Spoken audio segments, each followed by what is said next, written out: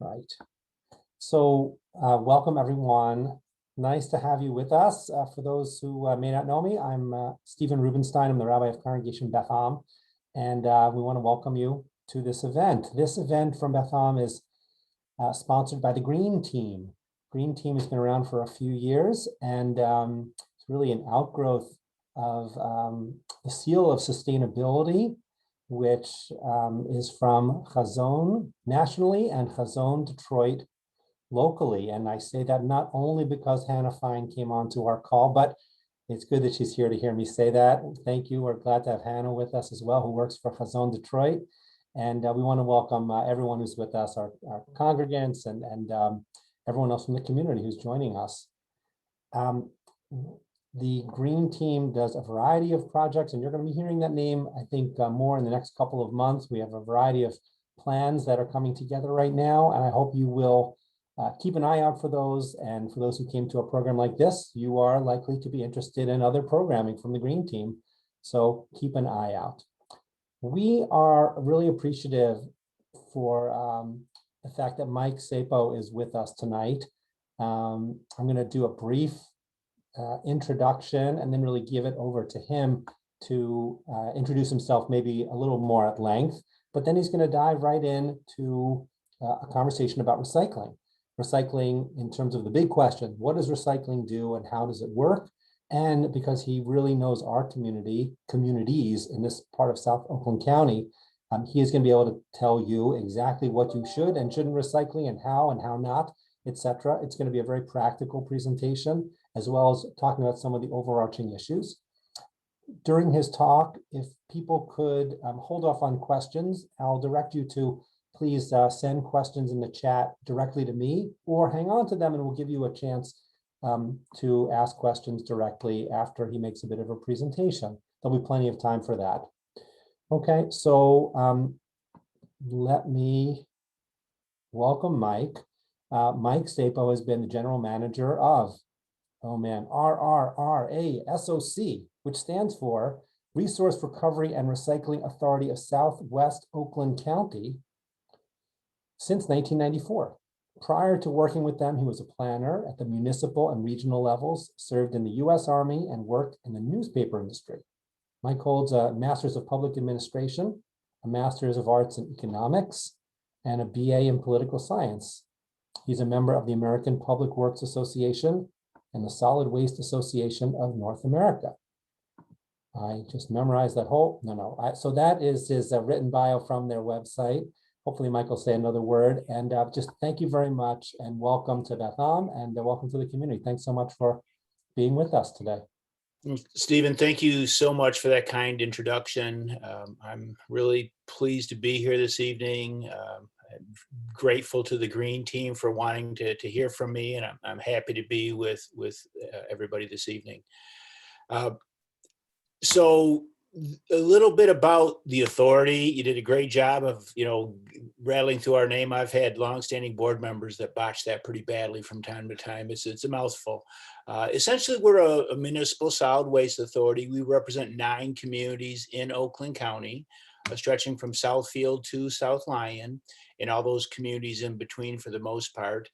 You may live in one of our communities, or you may live in a neighboring community. It's a very good chance that you would live in a community that maybe is represented by SACRA, which is a sister organization also dealing with solid waste and recycling matters for those communities.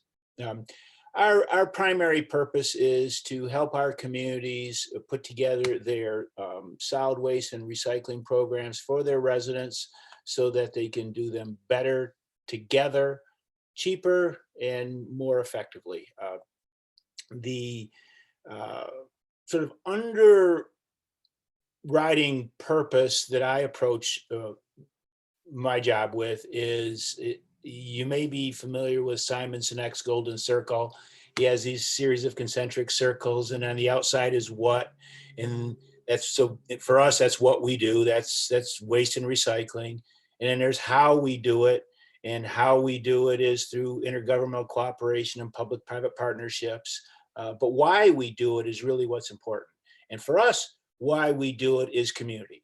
It's all about our homeowners and our residents in the greater community. And so for me, that's always my focus is trying to focus on the community. And that's why I'm so happy to be here this evening to be part of your community and to share a little bit about what I know about waste and recycling this evening.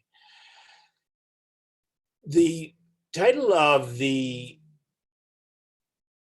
Zoom meeting was, if I recall correctly, recycling. Does it help and how? The answer is yes. So that's the quick and dirty answer is yes, it does help. But I'm gonna tell you a little bit about how it helps, and then how maybe we can all work together to do it even better and make it even more effective. The basic principle should be that you need to think of waste as resources. Everything that we buy and everything that we discard at one time or another was a natural resource. And so when we put ourselves in the mindset of thinking about waste is equal to resources, that really gives us a different perspective and allows us to take a different approach when we come to our purchasing habits, our material use habits, and what we do with those things that we buy and use when we're done with those things. And so I would encourage you to try and adopt that as a mindset when you're shopping, when you're using stuff, and when you're throwing stuff away. One of the things that I like to point out about recycling is it's considered an essential service, and it is part of the critical supply chain. And if there's so many silver linings that we've learned over the past year as we've, all collectively and individually dealt with this pandemic. But one of the things that we were grateful for early on as various authorities began making proclamations about what to do and what was important and, what types of activities need to continue and are allowed to continue. And so recycling and solid waste service in general was designated as an essential service by federal and state authorities. And it's important to understand that because it really is part of the critical supply chain. Last year, about this time, we had a lot of manufacturers that were essentially scrambling to figure out what were they going to do for feedstock for their manufacturing businesses because they rely so heavily on recycled material. Even right here in Michigan, there's a paper mill that produces, among many other things, toilet paper that relies heavily on recycled paper for their feedstock in their manufacturing process. And they were really concerned about, were they going to have the feedstock necessary to produce their products that we all were going to continue to need. Another good example would be Pratt Industries, which is a very large paper mill company throughout the Midwest. We ship a lot of material to them. And among the many things that they make are cardboard boxes into which products go, whether it's medical supplies or personal protective equipment or food. Those things need boxes and they need to be put in boxes so they can be shipped. And so when you're recycling, what you're doing is you're providing some material that these manufacturers want and need to be able to continue to provide the goods and services that we need, regardless of whether or not we have to stay at home or whether our individual businesses are closed. There are a lot of businesses that just are considered essential services and stayed open through some of the worst times in this past year. So that's sort of the backdrop to understanding, where we fit within the framework of the pandemic and why it's important to continue to recycle and think about those things. But let me talk a little bit more about, how recycling helps in general. I like to think of it in sort of three little buckets, maybe large buckets. There's the environment, and there's the economy, and then there's our communities. So from an environmental standpoint, we know that recycling conserves natural resources. Every time you can return something into that value-added chain as feedstock for manufacturing, that's one less tree that has to be cut down. That's one less barrel of oil that has to be extracted from the earth. Again, thinking of waste as resources, these are materials that if we don't recycle them, if we just landfill them, they're going to have to be replaced with a natural resource. And we know that in many cases, our natural resources are finite. The other thing that we know is that recycling reduces pollution. There have been a lot of life cycle analyses of the various materials that we deal with um, in our modern manufacturing economy that show that when you manufacture with a recycled material, you produce less pollution than if you manufacture with a virgin natural resource. And that's in part not just due to what happens when the manufacturers are making their stuff, but that includes the impacts of mining, logging, oil production, all those extractive activities that take place use energy and use resources. And so we know that when you recycle, you ultimately use less energy and you create less pollution. The other thing that we know is that recycling preserves landfill space. In our modern economies, there is always going to be something that when we're done with it at the end of its life, it's not going to have any use left. And that's just something that's going to have to be either buried or incinerated if we want to get rid of it. And to the extent that that's a necessary evil, if you will, we want to minimize how much stuff we throw in holes in the ground, because we want to minimize how many of those holes in the ground we have to create. We want to preserve that area for something else as best we can. And so by recycling as much as possible, you preserve landfill space.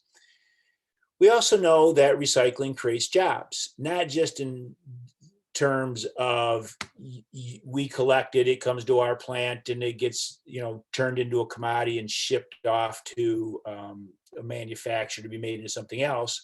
But in terms of when you compare what happens if you landfill something versus integrate it back into that circular economy, and the ratio generally is 10 to 1.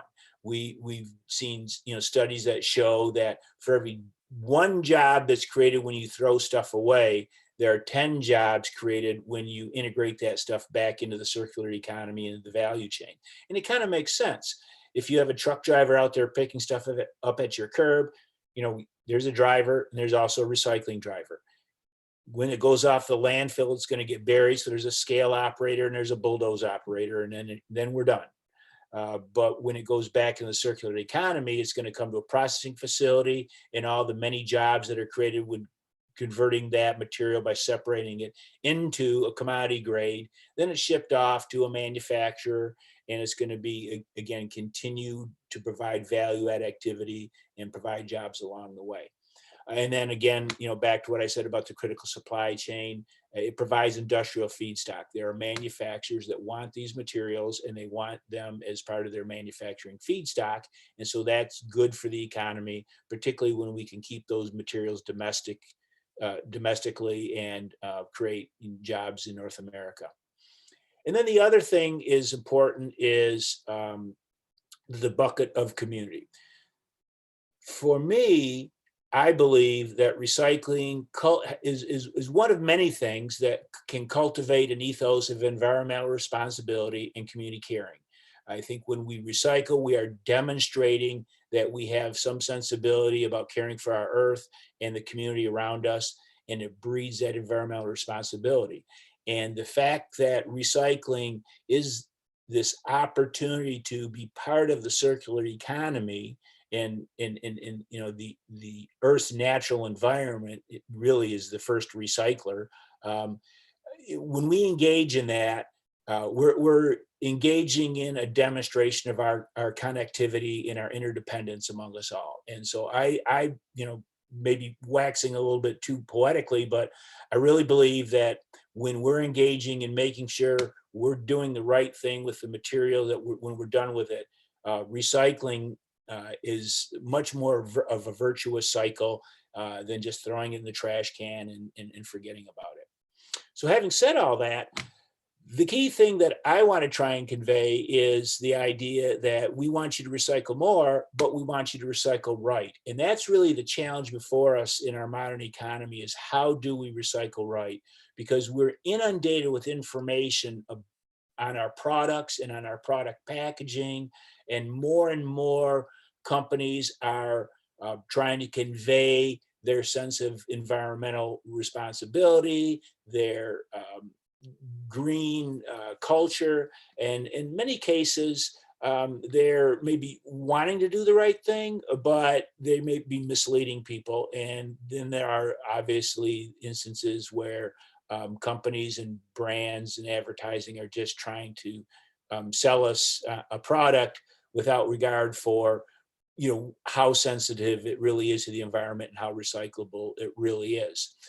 So what we always ask people to do is to pay attention to the rules and regulations that are in your community. And if you're a member of the authority, or you live, you know, if you're, you know, one of our member communities, or if you live in a community that has curbside recycling, find out from your community or find out from your authority what can and cannot go into your recycling cart.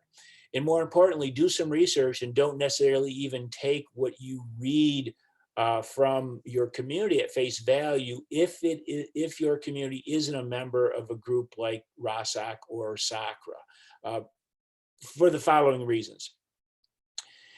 There's a lot of information out there, and unfortunately, not all the information out there is accurate, whether it's the packaging or whether it's the list that people have from their community or from their waste hauler. Because at the end of the day, it's only recyclable if a facility like we have at the northeast corner of 8 Mile and Evergreen can take it and process it. And I think it's important to differentiate between practically recyclable and maybe technically recyclable. So there's a lot of stuff out there that's technically recyclable.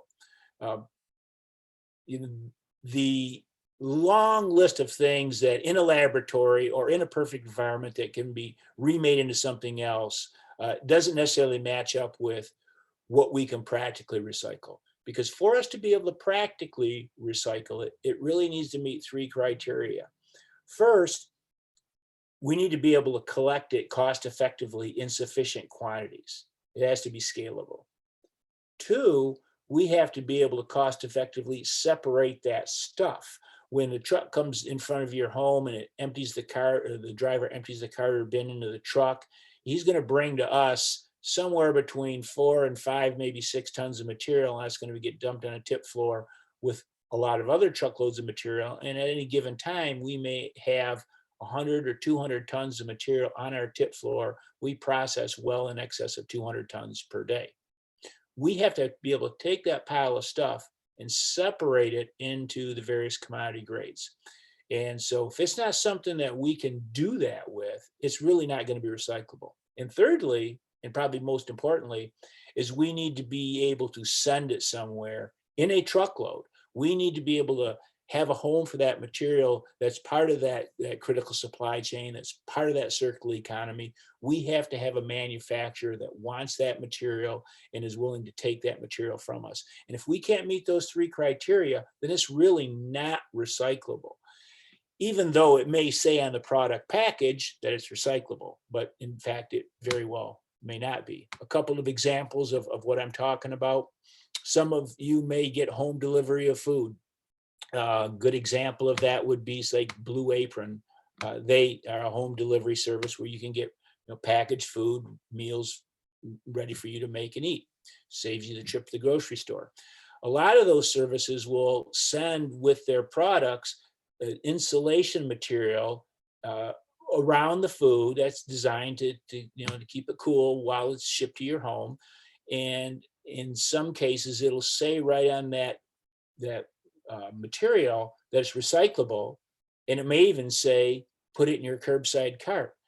Well, that's made out of a PET foam. It's the same material that water bottles are made out of, and PET is indeed recyclable, but that foam is not. There are no plastics processors that want that. We've looked. So we can't ship that anywhere. And even if we could, it gets all wrapped up in our equipment because it's like plastic bags or plastic film, which we don't want because they're not recyclable, because we can't extract them and we have no place to send them. So that's an example of something that you may get in your home that the packaging says it's recyclable when it's in fact not recyclable. The other component would be something, or another example would be water bottles. If you buy a case of water bottles, the cardboard box in which all those bottles sit is indeed recyclable. And the water bottles themselves including the caps are recyclable. But that plastic shrink wrap that's around that box, that's not recyclable. There are no end markets for it, and it gets tangled up in our equipment and it contaminates the rest of our material. It makes us less efficient. Now, depending upon which manufacturer you buy that from, the plastic wrap itself may be labeled as environmentally responsible or sustainable. It may say that's in fact recyclable. In many cases on things like that, you'll see fine print. It might say where available or if taken to a retail setting, because some retailers have plastic bag receptacles in front of their stores in their lobby, so you can take it there. But we can't handle it. So that's not something that goes in the curbside cart. So those are just a couple of examples of product packaging that homeowners understandably may think is recyclable because it says it's recyclable, but in fact it's not. So what we encourage you to do is to go to places like our website, rasoc.org, RRRASOC.org, and you can find ways to get information about what is and is not recyclable. Chances are very good that no matter where you live in Southeast Michigan, the rules on our website are going to be identical to the actual rules that should be applicable to your community. And in fact, even if your material doesn't come to our facility, there's a high likelihood that it goes to a facility that's going to have the same rules that we do. And so when we talk about our website, there's a lot of ways that you can find information. Just go to our website and find the link to recycling, and you can find our guidelines. You can find PDF versions of those guidelines. You can find right on the home page, you can see our recycling directory, which is a searchable tool that you can use to find out what to do with certain things. You simply type in what you're looking for, and it'll tell you what you can do with it. That tool, by the way, the directory, is available in a mobile app. It's available in an Alexa version, and it's available on our website. And many of our member communities also have put the directory widget on their website as well. You can sign up for our newsletter on our website. Once a month, we'll send out an electronic newsletter that lets people know about upcoming events and tips about recycling, and for anything changes, we'll let people know that way. And then obviously, we want people to just stay engaged. And so, when there are questions, there are ways that you can contact us through our website, whether it's via email or via a telephone call. We're always happy to have conversations with folks about what can and cannot be recycled, why we may have certain rules, and what might be some of the challenges that we're faced with in the modern economy. And then the other thing that you can find on our website is a video of our operation, so you can learn more about what happens with the stuff when it gets picked up at your curb and comes to a facility like ours. And then the last thing I would add before I try to cut this a little bit short and give you guys all the opportunity you want to ask me questions is, one of the challenges that we have in this industry is the fact that we do have such an ever-changing mix of products and product packaging. That changes very rapidly. And understandably, manufacturers' primary interest when it comes to packaging is that packaging appropriate for the product that they're trying to sell? And does it meet their marketing needs? Is it something that if their product is packaged in this particular package, will people recognize it and want to buy it? And then there's cost issues and there's transportation issues. Further down the line are concerns about, is it actually recyclable? And so if something is recyclable or not recyclable is not the most important factor that product manufacturers and product packagers are bringing to the table when they're making these decisions. And so it's incumbent upon us as consumers to stay abreast of what we're buying, and as new packages come online, we try to figure out as quickly as we can, is it something that we can collect and scale? Can we cost effectively process it? And do we have homes for it? And if the answer is yes, we can adopt that new thing, whatever it is, as something we can accept. But if it doesn't meet those criteria, we cannot. And so you may, over time, find yourself getting new things and you have questions about them. And that's where our things like our directory or reaching out directly to us come into play. So with that, I've probably talked enough, and I'd be happy to answer any questions that you might have. Thank you so much, Mike.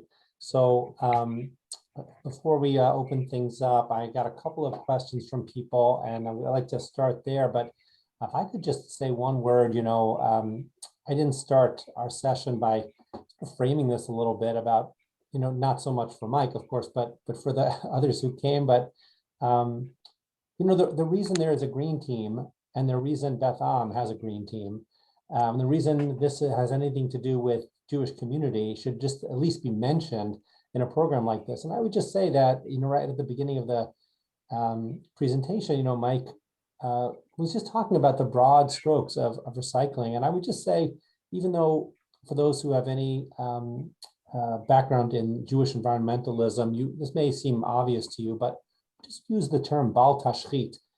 Bal Tashchit, right? The prohibition of wasting, right? Comes from the Torah. The rabbis talk about it.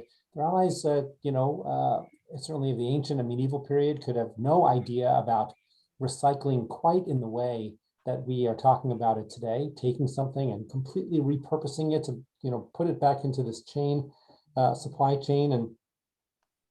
But they knew the importance of not destroying things that could be useful to other people, to themselves, that there was something fundamentally wrong with waste.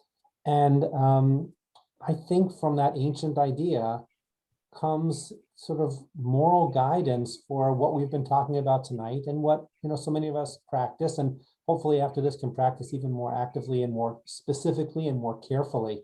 And I wouldn't want to fail to make a connection between what it means to recycle generally and the Jewish part of the equation that really comes through pretty clearly from our tradition.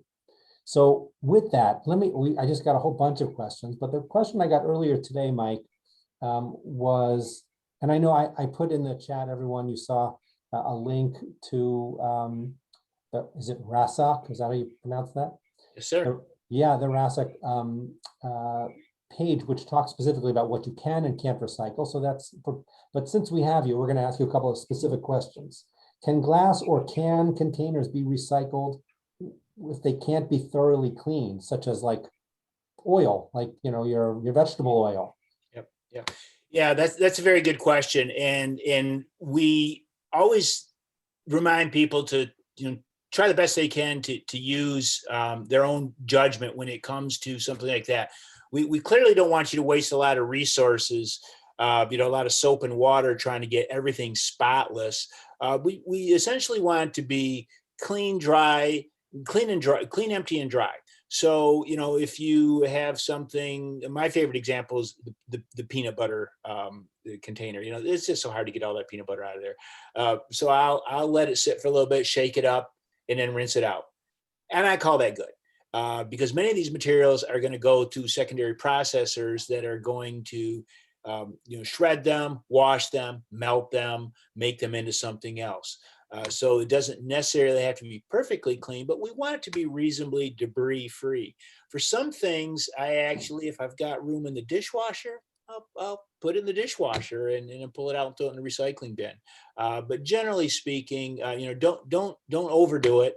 One of the things that we know happens a lot is people remember the old days, that they had to take the labels off the cans and they had to flatten the cans and they had to throw the caps off their bottles away. We don't need you to do that anymore. Caps can stay on bottles, labels can stay on cans and bottles. We just want things to be reasonably clean so that it's not drawing other vectors. It's food debris isn't contaminating other material, and we're not sending garbage, if you will, to our recycling plants and our downstream processors. But again, everybody has to use a little bit of their own judgment when it comes to whatever that specific thing is, And you're absolutely right. You're never going to get all the vegetable oil out of that bottle. But if it's empty, it's good. So, and if I understood your earlier part of the presentation, I think the answer to this next question is no, but commercial plastic bags, like the stuff the fruit, you put your fruit in the, or fruit mesh bags, those sounds like they're gonna muck up your processing. Yep. Yep. They get tangled up in our equipment. It's the broad category is called plastic film. So any flexible packaging, shrink wrap, packaging around products, plastic bags, Ziploc bags, grocery bags, newspaper bags, dry cleaning bags, those are all garbage. Now there are some retail settings that will take them. That's because they only take a little bit. And it's already what we call source separated. It's not getting mixed in with all the other hundreds of tons of stuff that's coming to our plant. So if you can find a site that will take your stuff there, honestly, they may or may not be really recycling it. I'll leave that for them to decide if they're going to, follow through with what they say they're going to do. But we cannot take it. And I guess the best way to say it is think of it in terms of bottles and containers. We can take bottles and containers, like rigid containers like butter tubs or Cool Whip tubs or cottage cheese tubs, and we can take bottles, but we want no bags whatsoever. And someone asked, we have a couple of different questions also about specific products like styrofoam, plastic number 6. Is it ever recyclable if it has the triangle on it? But is it, as you said, there's theoretically recyclable and practically recyclable. Yep. Yep. And the triangles are a particularly challenging item because those triangles on any type of plastic where you see little arrows chasing arrows with the number in the middle, that's actually a resin code. That's the coding system that the plastics industry uses to identify the type of plastic out of which a product is made. Doesn't necessarily mean it's recyclable, but it looks suspiciously like a recycling symbol. And we've asked the plastics industry for years to stop being so misleading. But, we can only ask. So that's why it's important to pay attention to the rules that we have. And number 6 is a very good example because that number 6 is a polystyrene. Polystyrene rigid containers, they are recyclable. But if it's number 6 expanded polystyrene foam, AKA styrofoam, it is not recyclable. And that's one of the things that is frustrating to consumers and homeowners and us, because we know that those small little changes make a big difference in whether or not it's recyclable, but your average homeowner doesn't necessarily know the difference or have time to learn the difference and gets frustrated and says, forget it, I'm not doing anything. And so we're asking people to take some responsibility from time to time and educate themselves about what can and cannot go in the cart. But styrofoam is a good example of something that in styrofoam expanded polystyrene version, it's a no. But if it's just a number 6 container, then yes, it's recyclable. So, and the same thing goes for, and I see on the chat, yogurt, cottage cheese, lids. Yep, those are recyclable. If something is put in the bin and isn't recyclable, it ends up going off the landfill. So we rarely will reject whole truckloads at our plant. I can't remember the last time we rejected a truckload. And actually, we very rarely, honestly, if something comes in that's highly contaminated, there's almost no way for us to find out until it's actually dumped out of the truck and onto our floor. So in that case, if the load's highly contaminated because, maybe the people put a lot of garbage in the recycling cart, or maybe the driver picked up stuff that wasn't supposed to go in the truck, it'll get scooped up and thrown right into a dumpster. We're not going to send that truck off to a landfill because honestly, it's already dumped onto our floor. But there have been instances, in other facilities elsewhere where, they inspect stuff at a little bit at a time as it comes in because they have the time to do so, and they will send trucks packing off the landfill if it's too highly contaminated. But generally speaking, what comes into our plant, if it's not recyclable, it'll get pulled out at some point and end up in a trash compactor and then shipped off to landfill. Can you give us an estimate? Someone asked to send a message directly to me. Is some estimate of how percentage-wise how good a job are we doing? Yeah. Or to put it differently, how much has to go to the landfill as Mhm. opposed to actually getting recycled? Yeah, so that's a very good question. Generally speaking, it does vary from community to community. Some communities do a much better job than others. But generally speaking, if you live within one of the RRRASOC communities, we can safely say that the level of contamination in your recycling cart on average is going to be somewhere between 6 and 10%. So pretty good. Could be better, but honestly, most of what we get comes from um, one of two sources. It's people that are just trying to recycle everything, and sometimes they're being misled by that product packaging, and so they're recycling things or trying to recycle things that aren't recyclable, but they're well intentioned. And we understand that, and we appreciate the effort. And we just ask them to be a little bit more diligent in educating themselves. The other group that we know is that there are people that are just using their recycling cart as an extra trash can, and they're just going to throw whatever in there. And that's when we get things like dirty diapers and yard waste and stuff like that. And we don't think that those folks believe at all that it can be recycled. But most folks in our communities are doing pretty well. I see this comment about China and stopping accepting recyclables that affect the percentage of recyclable materials being recycled. At the end of the day, not really. What we did see is that it took some time for facilities like ours to adjust so that we could figure out where to send the material.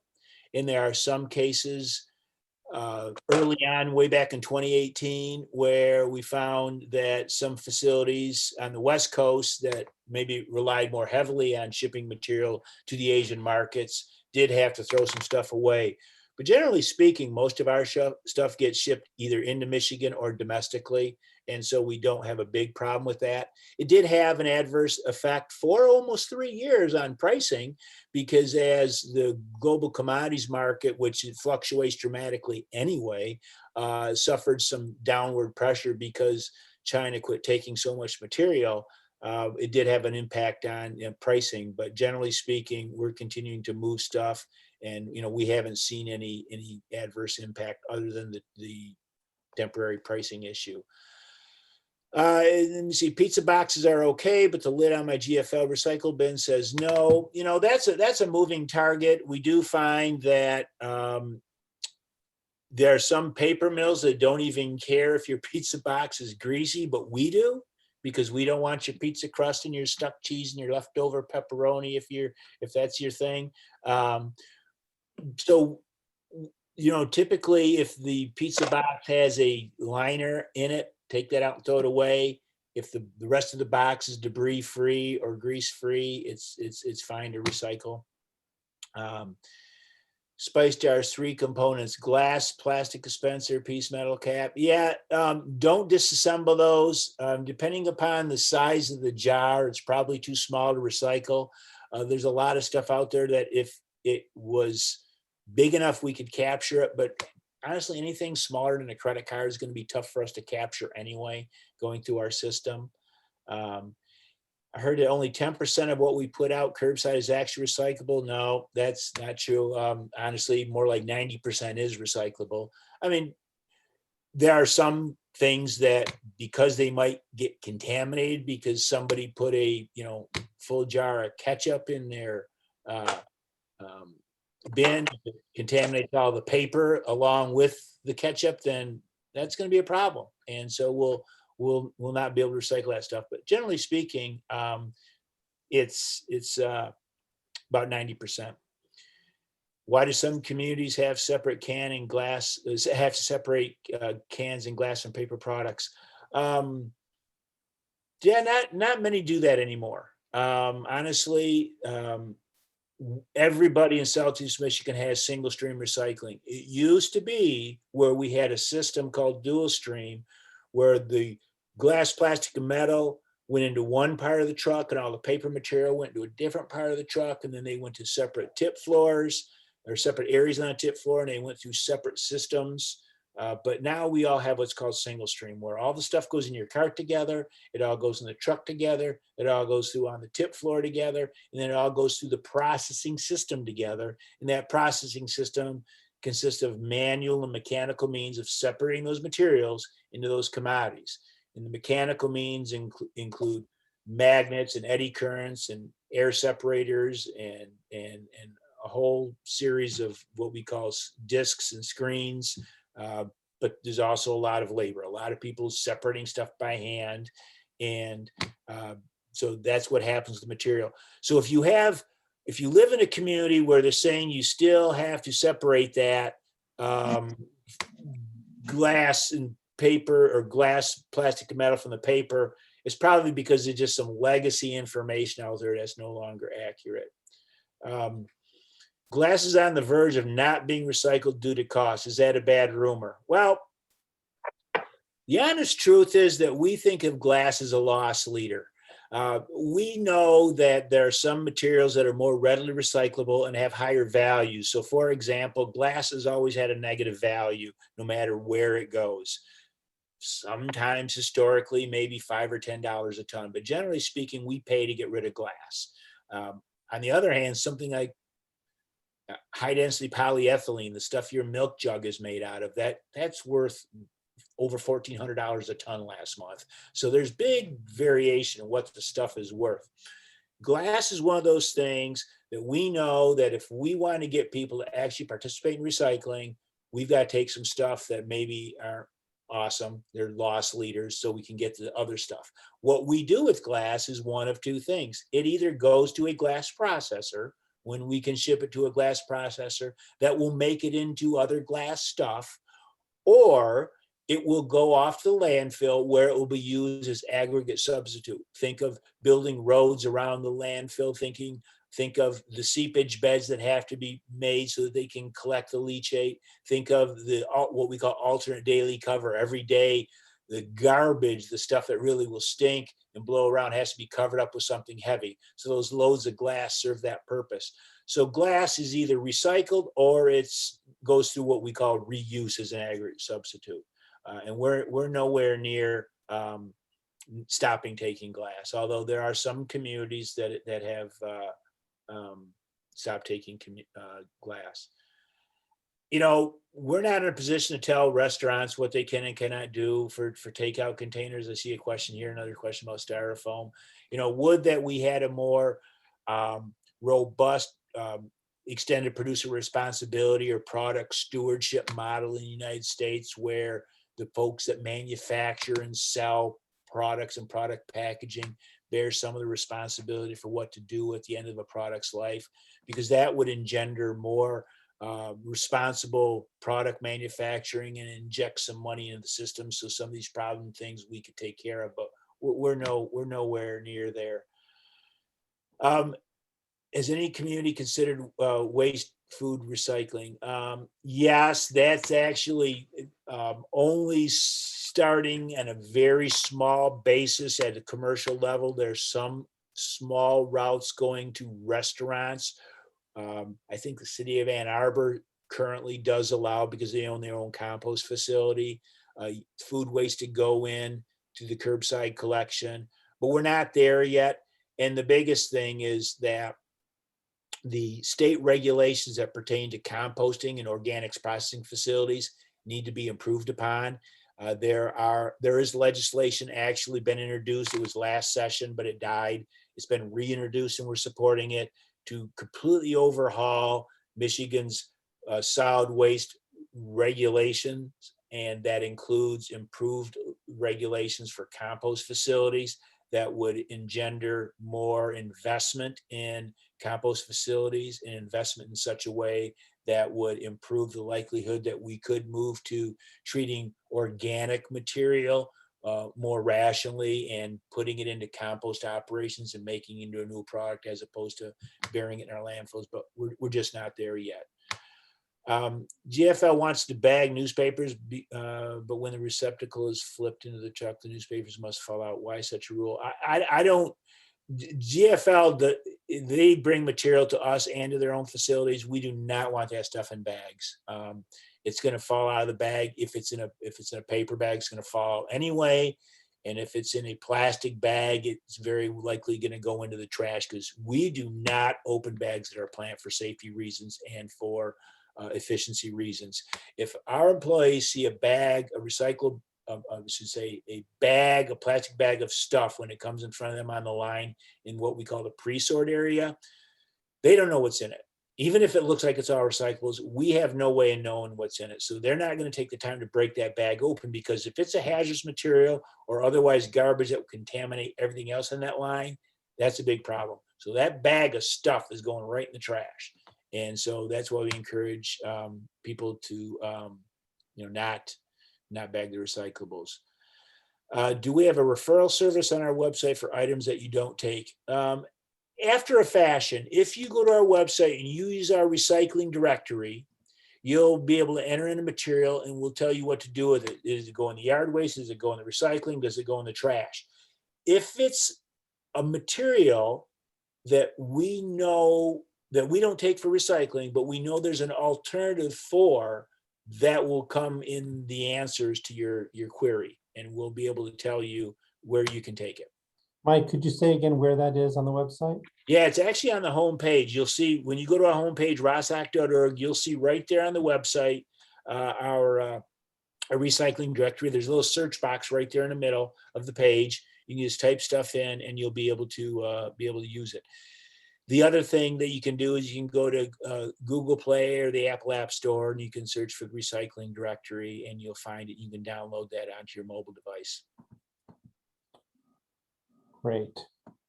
Wow, I didn't think we'd ever come to the end of these questions. This has been amazing. But a lot of questions. Who would have thought? So I say that, and then you get 2 more comments there. So how, someone asked, how can you recycle newspapers? You just throw them in there. You just don't want them in a bag. Just throw them loose into your cart. And hopefully you're in a community that has a cart now, and your cart has a lid, so wind won't blow your papers around. When it gets dumped, it's going to go in the truck and it's going to be fine. We actually prefer you not even tie them with a cord, because the cords can get wrapped up and they're a problem. Don't worry about your cellophane windows. The paper mill will take care of that. Okay. Well, the good thing is we put your website in the chat, and though it's a lot of letters, people will be able to find you again. And if people have questions and need referral back to that website, you can check with me. Thank you so much. This is just kind of what we had hoped for, which was sort of the broad view and then a very, very, very nitty gritty view.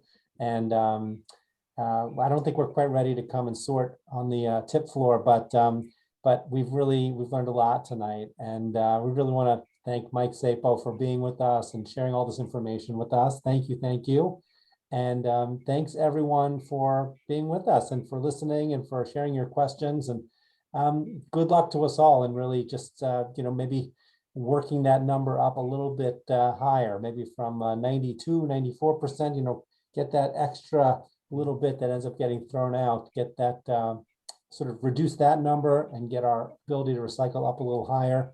And piece by piece, it's amazing to see not only what happens on our end. We spent a lot of time talking about what goes in the bin, but the early part of your presentation is where does that stuff go to you, and then where it goes in Michigan, and how it helps the economy. It's really great. So thank you for your work, and thank you for the presentation tonight. And if I may, I want to thank you again for allowing me to be here, and I also thank you for sharing this evening the connection to the teachings of your faith community. That's incredible and amazing, and I'm grateful for it. Our pleasure, my pleasure. Thanks everyone. Hope to see you again for another program sometime soon, and have a great night. Thank you. Thanks again to the Green Team. Thanks, Mike. Thanks, Green Team. Thanks, Mike. That was fantastic. I'm going to check my triangles now for arrows. I didn't know I needed to do that. This was great because someone I know has been crazy about what to accept and what not to accept. And this was much more helpful. And you accept more than I thought you did. So really good. Yeah, it was awesome. Really good. Thank you. Have a good evening. Good night, everyone. I still have a question about the little yellow milk bottle. I buy my milk in a glass bottle, and the plastic bottle top has a little triangle. I can't see what's in it or what it is. That Yeah, it's so- too small to go to you anyway, right? Yeah, throw that cap away. It's too small. I do. That's We'll never good. capture it. And we just want to tell Ariel Wolf, I know she's talking to someone over there, but don't you start sending your recycling back here to Michigan, Ariel. You keep it in Minnesota and let them deal with it, all right? Thank you, everyone. Thank you. Thank you. Have a good evening. Night.